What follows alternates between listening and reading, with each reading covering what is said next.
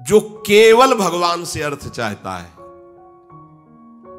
ठीक है, हमें धन चाहिए तो भगवान श्री हरि का आश्रय ले, जो चाहिए आप मान लीजिए, पर गलत आचरण कर रहे हो इसलिए आपके ऊपर प्रभाव नहीं पड़ रहा।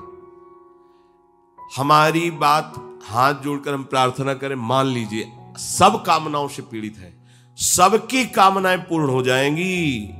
जो इच्छा करी हो मन माही, प्रभु प्रसाद कछु दुर्लभ नाई। पर मांस खाना छोड़ो, शराब पीना छोड़ो, पराई बहन बेटियों के साथ गंदी दृष्टि करना बंद करो, ये गंदे आचरण बंद करो, राधा राधा बोलो, ना पूर्ण हो जाए तो मैं बताना। मनमानी आचरण करते हो, गंदे पापाचरण करते हो, फिर कहते हो कि हमें कुछ दिन राधा नाम जपते हुए अभी लाभ नहीं मिला। लाभ कैसे मिले? आप नीचे से तो ऐसे असाधन कर रहे हो, पापाचरण कर रहे हो, प्रभु की आज्ञा का उल्लंघन करोगे तो कैसे प्रभु प्रसन्न हो जाएंगे तुम पे? हमें किसी से अपना काम बनाना होता है ना, तो उसकी रुचि के अनुसार चलना होता है। एक साधारण व्यवहार की बात करें, हमें आपसे काम बनाना है तो हमें आपकी रुचि देखनी पड़ेगी और आपकी रुचि के अनुसार चलना पड़ेगा। आपकी भावना में हमारी कदर बने तब हमारी बात बनेगी। तो हमारे प्रभु तो पहले ही कहते हैं तुमसे कि ममैवांसो, तू मेरा है। पर प्रभु की आज्ञा है शास्त्र के अनुसार चलो, जो मैं बोल रहा हूं वैसे ही चलो। ऐसा चलोगे तो तुम्हें धन मांगना ही नहीं पड़ेगा।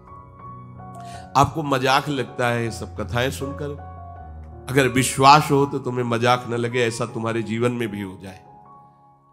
नरसिंह मेहता जी के पास उनकी बेटी के यहां भात भरने के लिए जब चर्चा चली तो अब ये लगा कि अगर यहां निमंत्रण नहीं भेजेंगे तो बहू को दुख होगा, और निमंत्रण भेजते हैं तो बेइज्जती की बात होगी, क्योंकि सब बाबा जी आएंगे फटे पुराने कपड़े, मजीरा और करताल लिए, हरि नाम कृष्ण नाम गोविंद नाम कीर्तन करने। अब यहाँ वीआईपी लोगों के बीच में और लोग पूछेंगे कौन है तो कहेंगे समधी, बेइज्जती महसूस होगी। धनाभिमानियों को ये रहता है कि ये तो भिखारी हैं, बाबा जी हैं, इनके सामने क्या बेइज्जती ले। तो बोले इतना लिख दो कि वो आएंगे ही नहीं, इतना पर्चा में भात का सामग्री लिख दो कि वो आएंगे ही नहीं। ये बात जब कि निमंत्रण भी हो जाएगा और नहीं आए तो बेटी भी, जो बहू है वो भी नाराज नहीं होगी, भाई निमंत्रण तो गया है, पूरा लिख दिया। नरसिंह मेहता जी के पास पत्र गया, उन्होंने देखा, जाके ठाकुर जी के चरण, महाराज, क्योंकि भगवान की सिवा कोई आश्रय है नहीं।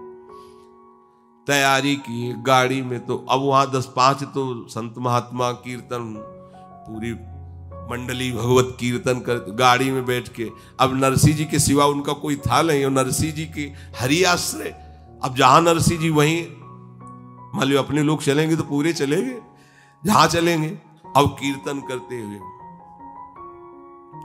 ऐसा भात भरा था ठाकुर जी ने कि भूतो न भविष्यति, स्वर्ण की वर्षा हुई थी, लिखा है स्वर्ण की वर्षा हुई थी। द्वारिकाधीश की गाड़ियां लगी हुई थी, बैलगाड़ियों सब लदे स्वर्ण आभूषण, गांव का गांव पूरा कंचन का हो गया था। ऐसा वैभव भगवान ने प्रकाशित किया। आपको क्या भगवान पर विश्वास नहीं? क्या आप प्रभु के नहीं हैं? क्या आपको प्रभु ऐसा प्यार नहीं करते? पर आप प्रभु के ऐसे आश्रित नहीं होते, इसीलिए आपको अनुभव में नहीं होता।